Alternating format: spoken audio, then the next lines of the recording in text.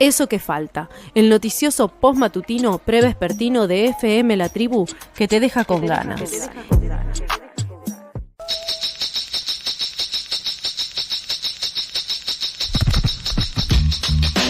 Como todos los lunes, está con nosotras Santi Marino, que ya lo estoy viendo, hacía mucho que no te veía. Santi, ¿cómo estás? ¿Qué tal, May? ¿Cómo andás? Bien. ¿Me escuchan bien? Espectacular, muy bien. Te extrañaba verte, aunque te escuche todas las semanas, extrañaba verte, te voy a decir la verdad. Sí, yo también. Aparte, hablarle a un teléfono sin saber, raro. Es rarísimo en esta época, así que sí. Pero no. La escenografía, no va a pasar el tren por acá. Volvió la luna roja ahí de Marte en el estudio. Y bueno, hoy nos vemos. Espectacular. Igual es re loco también porque nos desacostumbramos a hablar por teléfono. Antes era muy normal hacer una columna telefónica, ¿no? Sin embargo, ahora, si no nos vemos, nos sentimos en falta. Rarísimo. Vos sabés que en 20 años en Fuerte al Medio hemos hecho las columnas con distintas tecnologías, desde el teléfono físico, fijo, a la presencia física. Las hemos hecho de distintos países. Hubo una temporadita desde Brasil, por ejemplo, cuando me tocó hacer la estancia de investigación allá. Podríamos abordar ahí la historia de la tecnología en relación a esto. El otro día, mi hija Ana, como sabrás, por su performance escolar, está disfrutando mucho de la música de Arbolito. En ocasión de la fecha, en la escuela les enseñaron esa canción y no la del Día de la Raza. No, claro, me imagino, está muy bien, ¿no? El Día de la Diversidad Cultural. Claro. Exactamente, y yo le contaba que cuando Arbolito toca en sus shows, usualmente nuestro amigo y compañero Diego Escliar lee sus textos y poemas, y se lo comentaba a la abuela, porque a su abuela, mi mamá, le hicieron una entrevista en La Mar en Coche, en ocasión de un Día del Amigo, a partir de una relación de amistad que tiene mi mamá hace más de 50 años. Me acuerdo de esa historia. ¿Verdad? Sí. Es una amiga por carta, digamos. Todavía son amigas, ahora ya chatean, pero en esa entrevista se daba cuenta de el cambio, del impacto de la tecnología en la amistad. Espectacular. Mirá cómo te rodeé. Espectacular. Gran caso de análisis. Me encantó. Espectacular. Excelente. Debería voy a usar en el próximo parcial de introducción a la comunicación. Sí, y una tesis, ¿no? Un tip de comunicación ahora necesitamos sobre eso, claramente. Ahí va. Che, ¿sabes qué? Me acordaba hoy a la mañana cuando charlábamos, que me contabas el tema de la columna de hoy, que claramente vuelve, ¿no? Casi como un zombie que vuelve. Que es básicamente el tema de la pauta oficial y qué está sucediendo en este gobierno con la pauta oficial. Y quería recordar, y no me podía acordar, ¿te acordás una resolución o un decreto, por eso no termino de recordarlo bien, de Alberto Fernández sobre algunas cuestiones para asignar pauta oficial? ¿Te acordás de eso? Sí. Sí, en realidad la normativa vigente es del gobierno de Mauricio Macri. Bien. El establecimiento de los criterios de asignación de la pauta oficial. Tu recuerdo de Alberto Fernández tiene que ver con que fue, igual que con el presidente Milei, el único tema del que hablaron en su discurso de asunción ambos presidentes. Alberto Fernández en ocasión de su asunción, porque propuso ahí algo que no cumpliría, entran risas grabadas, digamos, otra cosa más, que era la sanción de una norma para establecer el uso de la policía oficial con destino de contenido educativo específicamente, algo que no prosperó por diferentes razones. El presidente Milei porque hizo referencia en su asunción a que se iba a terminar el manejo de la pauta, pero en términos normativos, el establecimiento de los criterios de asignación de fondos de policía oficial del Poder Ejecutivo estuvo a cargo de una resolución del ENACOM durante la gestión de Mauricio Macri. Así que mirá hasta dónde te dice. Mirá, gracias, sí, muchas gracias, porque te juro que venía pensando y decía, pero ¿qué pasó con Alberto Fernández? Porque me acuerdo que lo charlamos incluso en Fuerte del Medio y no recordaba bien qué era lo que había sucedido. Gracias. Sí, qué antigüedad hablar de publicidad oficial, ¿no? Casi. ¿Qué era eso? ¿Qué era? Bueno, en realidad lo que vamos a hacer hoy efectivamente es hablar de publicidad oficial en ocasión de una muy buena nota que se publicó en el diario Perfil, en realidad en el semanario Perfil o en el portal, porque yo la leí en la web, sobre este tema respecto del cual el gobierno incumple otra de sus propuestas. Ahora desandaremos algunas ideas al respecto. y también del que pronto, seguramente antes del cierre del año, tendremos otra columna de Fuerte al Medio, presentando un informe que estamos terminando de editar, con perdón del uso del gerundio, pero efectivamente esto está sucediendo ahora, que es un trabajo que me tocó coordinar, encargado por Observacom, el colectivo el organismo, la organización de la sociedad civil que vela por los derechos a la información y a la libertad de expresión en América Latina. Hicimos un estudio en 10 países sobre publicidad oficial, tanto gastos como regulación, criterios, etcétera. Y los resultados son bastante parecidos a, en parte, lo que vamos a ver hoy hace el gobierno de Javier Milei con la publicidad oficial. Entonces esa es la justificación de el enfoque temático que tiene Fuerte al Medio hoy. Bien. El título de la columna sostiene que Milei comunica opacidad con lo que hace y con lo que dice. Esta es una idea que nosotros hemos trabajado hace también algunas semanas, con el que vamos caracterizando ya camino a el último trimestre del primer año de gestión de Javier Milei, y que nos permite ir sosteniendo algunas ideas que se van acumulando a lo largo del tiempo. Las políticas de comunicación del presidente Milei consolidan un proceso que tiene por lo menos 3 características, que son compatibles, es decir, no son complementarias, no opuestas, que tiene que ver con la intervención en casi todos los aspectos de la comunicación, en el doble concepto de la noción de intervención, es decir, da discusiones y toma decisiones en casi todos los aspectos de la comunicación, y en muchos casos interviene, designa interventores, no directores, directoras o funcionarios específicos, sino que casi todos los organismos vinculados a la comunicación están intervenidos. Originalmente por 6 meses, eso suele extenderse y a veces queda como así, muriéndose de nada en la intervención. La intervención es una forma, una institución con la que cuentan los poderes ejecutivos que le otorga algunas atribuciones más que las de direcciones en los cargos específicos, por ejemplo, hacer revisión de lo actuado en los últimos años, llevar adelante algún tipo de medida judicial, de denuncia, etcétera, y permite hacer mucho biribiri, mucho humo en torno a la cuestión, porque hemos intervenido el INADI, hemos intervenido, bueno, la Defensoría del Público está intervenida y así. Bueno, también es una buena excusa para, por ejemplo, no asignar nuevos fondos, ¿no? Nuevos recursos. Exactamente, congela los recursos, claro. Pone todo en stand-by porque pone la mirada en el espejo retrovisor y no en el parabrisas, claro. Es decir, mira más para atrás que para adelante. La segunda característica es el desguace, que en ocasiones viene de la mano de la intervención. De la intervención, claro. En este doble juego. Y la tercera es la re-regulación, que a esta altura ya se puede considerar una característica. Es decir, recordemos que hay una diferencia entre la autopercibida desregulación, el gobierno ha creado un ministerio y ha designado a un funcionario con ese rango, que supuestamente viene a reducir marcos regulatorios vigentes por vetustos. Hoy se habla de la ley Hojarascas, que es el proyecto que presentó el ministro de Desregulación Sturzenegger, que en realidad es un eufemismo, una operación ideológica, denominar de ese modo a un organismo que en realidad interviene todo el tiempo generando un marco regulatorio que beneficia a determinado sector privado en detrimento de otro e inclusive del propio Estado. Entonces, esa triple característica, intervención, desguace y re-regulación, es acompañada por la centralidad de su voz. Es decir, cuando habla el gobierno, habla el presidente Milei. Es muy difícil encontrar otras figuras públicas que hablen o que lo hagan con la densidad significativa que hace a la otra parte de la estrategia de comunicación política del gobierno de Milei, que es la centralización de la voz.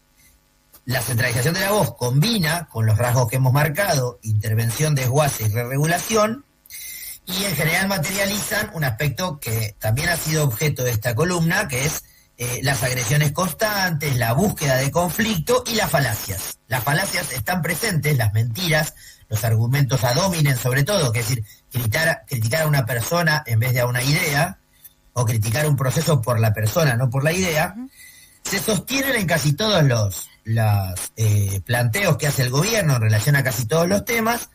Y, por ejemplo, ¿por qué establecer esta relación? Porque en muchos momentos las falacias que están muy presentes en el discurso del presidente, que es el único que habla por parte del gobierno, sostienen medidas regulatorias que se presentan como desreguladoras. Entonces, en esa línea vemos los cambios de argumentos que han llevado adelante para sostener el enfrentamiento con las universidades. Son argumentos además contradictorios entre sí. Están llenos de ricos, pero no se recibe nadie, pero están 10 años y militan políticamente, digamos, todos argumentos contradictorios entre sí. Y son esas falacias las que sostienen los argumentos que se toman en materia de red regulatoria. Esa combinación habilita, por ejemplo, el planteo desde mentes afiebradas de la idea de disolver algunos organismos. Ayer en la revista Seúl había una nota que planteaba que hay que cerrar el ENACOM, digamos, basado en argumentos que son tan falaces como los que sostienen la intervención en algunos de los organismos del Estado o en materia de gestión pública. Tercera idea de la columna. Vamos a llegar a hablar de números, aunque parezca que no, que hemos empezado a dar un rodeo grande. Al asumir el presidente, en su batería de diatribas y de anuncios y de promesas, se incluyó la de cerrar el grifo de la publicidad oficial. Esto estaba basado en un argumento que encontraba bastante sustento en la evidencia empírica, que es el incremento del gasto en los últimos años, y de modo falaz, de acuerdo a lo que vimos después, pero atinado y pertinente en el momento en el que fue planteado, por la implementación de la lógica de premios y castigos a la hora de asignar los destinos de los fondos de la publicidad oficial. Entonces ahí tenemos una doble propuesta que se te demostró 9 meses después falsa. No, y había otra línea, perdón, te abro, que era esto de el no pautar en medios tradicionales porque no tienen audiencia, ¿no? Como ahí también que también está desmentido a partir de la columna anterior donde vimos el porcentaje de publicidad privada en estos casos, ¿no? Que se asignan actualmente a medios como la radio, como la televisión y obviamente una pata cada vez más grande en términos de publicidad digital. Exactamente, esta idea combinada, entonces, además la centralización del audio del presidente, no necesito publicitar porque vía redes voy a ir anunciando todo lo necesario. Sin intermediarios, bueno, ¿no? Sin intermediarios, exactamente, la desintermediación de la comunicación pública. Lo cierto es que cuando uno analiza efectivamente qué pasó al respecto, lo que demostramos es que ahí hubo otra vez la doble operación de falsas promesas, tu cariño, mi traición, como decía la vieja canción. Porque en realidad esto de haber cerrado el grifo de la publicidad oficial oscila entre lo falso y el verdadero pero, dirían nuestros amigos del chequeado. Es decir, algunas de los planteos tienen que ver con falsedades específicas y en algunos casos es verdadero que no pautan, pero encontramos algunos mecanismos que han cambiado que han generado un cambio entre lo anunciado y la estrategia realmente implementada. Si bien el Poder Ejecutivo puso cierto freno a destinar fondos de partidas presupuestarias establecidas en el presupuesto para el mecanismo de publicidad oficial, no es cierto que el gobierno dejó de pautar, nunca dejó de pautar, nunca dejó de llevar adelante mensajes y anuncios publicitarios con la vieja lógica de la publicidad oficial. Lo hizo, es decir, no dejó de anunciar, dejó de pagar pauta con esa cartera, con esa billetera, pero no dejó de anunciar. Lo hizo con los espacios cedidos gratuitamente por parte de los medios por la lógica del interés público, por contenido de interés público. Con ese argumento, que es un argumento que se contradice con la idea de que algo es público, prístino y debe ser divulgado, que sostuvo el gobierno para sancionar el decreto que reglamentó la ley de acceso a la información pública, sobre el que hicimos alguna columna un poco atrás, un poco más atrás, y que funcionó como argumento para rechazar pedidos de acceso a la información pública de dónde estás gastando la plata en publicidad oficial. Se pidieron a los medios que se dieran espacios gratuitos, la tribu lo hizo, de hecho, para algún tipo de anuncios porque tiene interés público. Supongamos la repentina campaña para evitar el dengue en los meses de febrero y marzo de este año. Siguió pautando el gobierno con los recursos que tienen las empresas públicas, las empresas de propiedad estatal, YPF, AISA, Aerolíneas Argentinas. Son distintas empresas, proveen distintos servicios, tienen distintas composición accionaria, todas son de propiedad pública, y estas empresas han pautado, han destinado fondos y sostenido sus recursos, como lo es el propio Banco Nación, por ejemplo. Tengo una pregunta. ¿Estas empresas lo que publicitan son contenidos o publicidades de sus propias empresas, no campañas de interés público, por ejemplo, contra el dengue? Claro, exactamente, por Bien. dos razones. Por un lado, porque son en general organismos autárquicos Ujú. que definen sus propios, no todos, ¿no? Pero generalmente definen sobre sus propios presupuestos. En segundo lugar, porque el objetivo de alguien podría tener algún tipo de problema por firmar desde el Banco Nación una campaña contra el dengue, digamos. No, en general tiene que ver con anuncios de sus carteras, de algún Bien. tipo de provisiones, etcétera. Y también lo hizo en un porcentaje sobre el que no conocemos montos específicos, pero sí con cierta relevancia pública, porque de repente un día quienes tenemos el oído atento dijimos, che, esto es publicidad oficial, para anunciar determinado programa específico de gestión pública, como fue los anuncios publicitarios de la AFIP en ocasión de la apertura del blanqueo de capitales. Viste que de aquí, no sé, May, cómo está tu cuenta bancaria, pero de aquí hasta el 31 de octubre tenés posibilidad de blanquear. Está blanca por lo vacía, te diría. Todo el canuto ese que tenés en dólares lo podés blanquear. De hecho, seguro que tu banco en tu cuenta sueldo te mandó un mail que decía, Sí. create una cuenta CEAR o algo así. Bueno, esa campaña vino acompañada de esa campaña de política pública, Sí. que es el blanqueo de capitales, vino acompañada de una serie de anuncios publicitarios de la AFIP, que es un organismo del Estado Nacional. Habría que constatar cuántos de esos se pagaron efectivamente y cuántos de esos fueron anunciados en el marco del primer mecanismo que dijimos, ¿no? El de Interés público. espacios cedidos por interés público. Ese combo de las formas con las cuales no se cumplió la promesa de suspender el mecanismo del gobierno anunciando vía pauta oficial, se combinó con otro aspecto que ya hemos marcado en otras columnas y que podríamos sumar a la caracterización de la política de comunicación, que es la opacidad. No hay mecanismos que difundan de modo prístino, de modo claro, de modo cristalino, cuáles son los tipos de campañas, cuáles son los anuncios que se pagan y cuáles son los que se llevan adelante mediante el recurso del espacio destinado por interés público.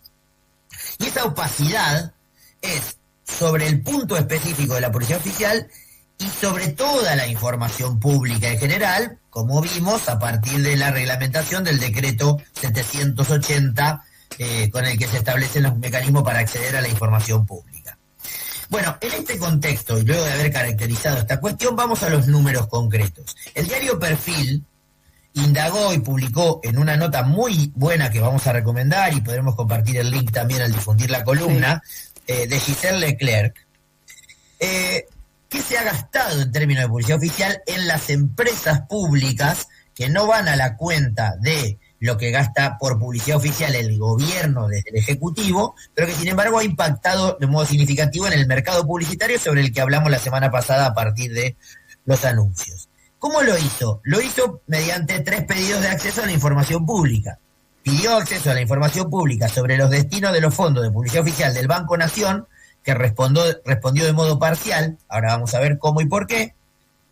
Pidió lo mismo para AISA, que respondió de modo parcial, y pidió lo mismo para Aerolíneas Argentinas, que no respondió el pedido, escudada en lo que habilita el decreto 780, que es, hay una lista de temas que si la empresa decide no debe ser público, no lo divulgamos.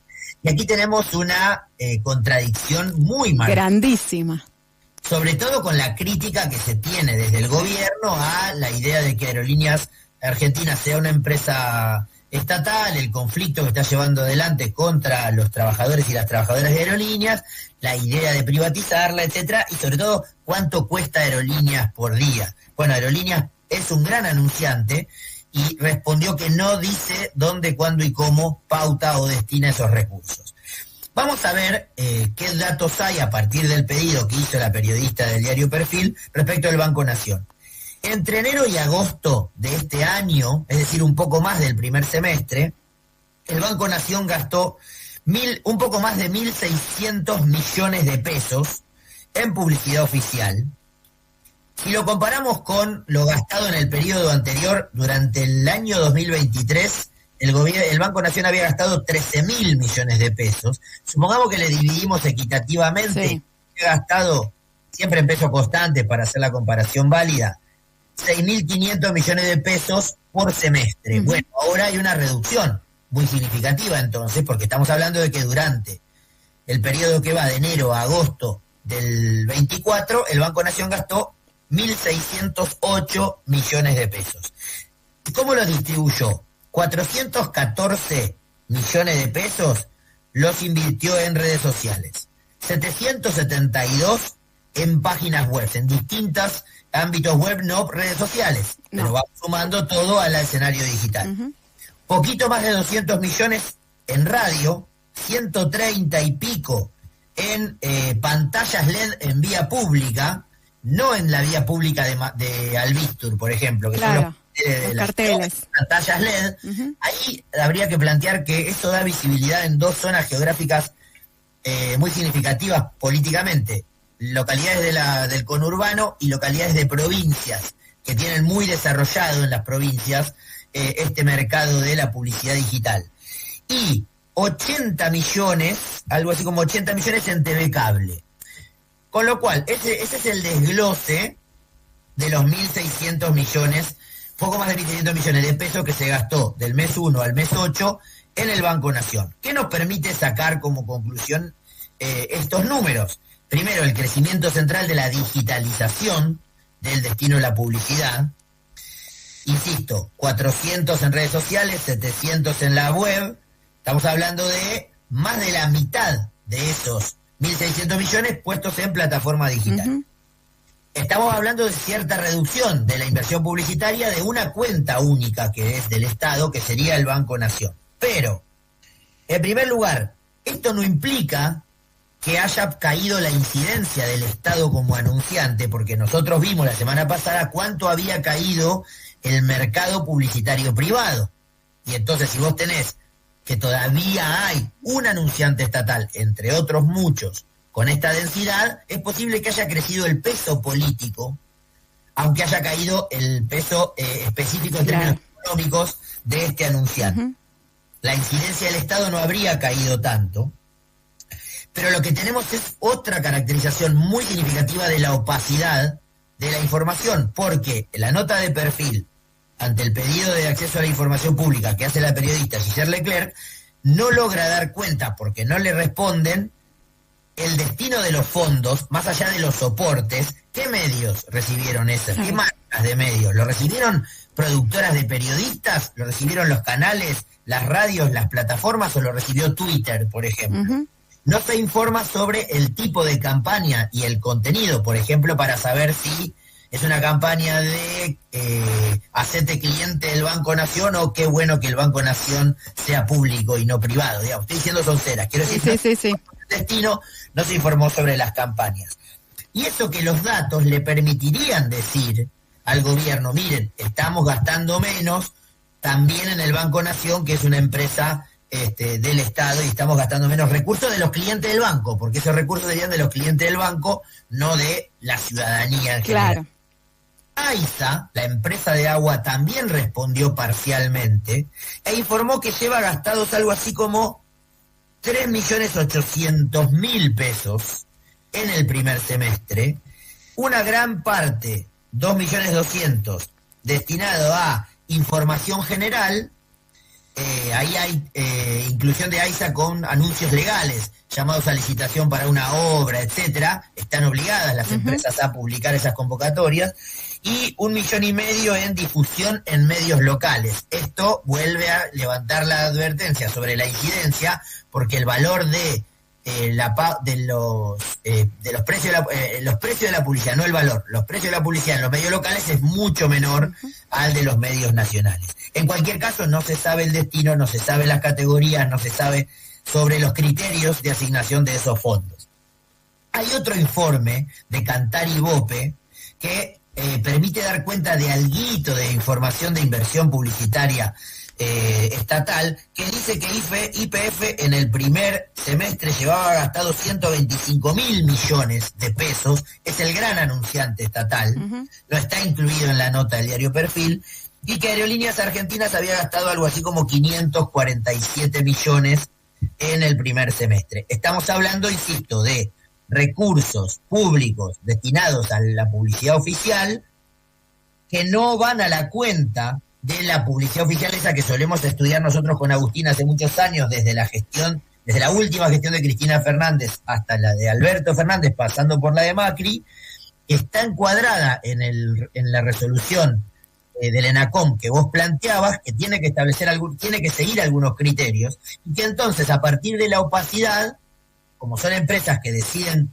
de acuerdo a sus ventajas, pueden todavía potenciar la lógica amigo-enemigo, la centralización de esta inversión publicitaria en Buenos Aires, y omitir este recurso como uno de los que podría generar mecanismos más plurales y diversos en el sistema de medios. En conclusión, no estamos en un escenario de cierre total del grifo, no hay 0 pesos gastados en el ítem publicidad estatal, hay que desagregarlos mediante lo que ha gastado cada una de las empresas, y estamos en la consolidación de un rasgo que es muy negativo, no solo para la libertad de expresión, sino también para el manejo de lo público, que es la opacidad en el destino de los fondos y en las lógicas para gastar este recurso que es, insisto, de la tuya contribuye.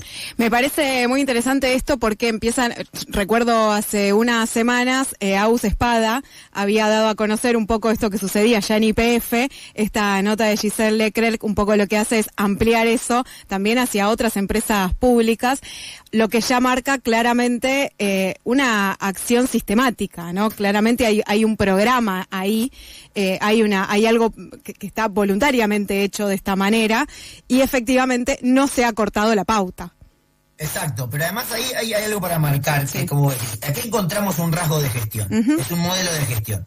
¿Por qué Agustín pudo subrayar en su cuenta de Twitter la pauta de YPF? Porque YPF opera en la bolsa. Claro. Y la obligatoriedad que tienen las empresas que operan en la bolsa de divulgar sus balances le permitió encontrar que YPF había incrementado 10 veces el gasto en publicidad oficial respecto del año anterior.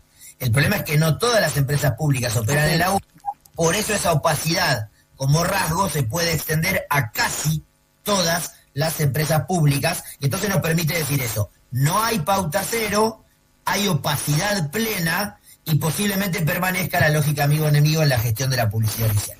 Santi, gracias por las buenas noticias, muchísimas gracias.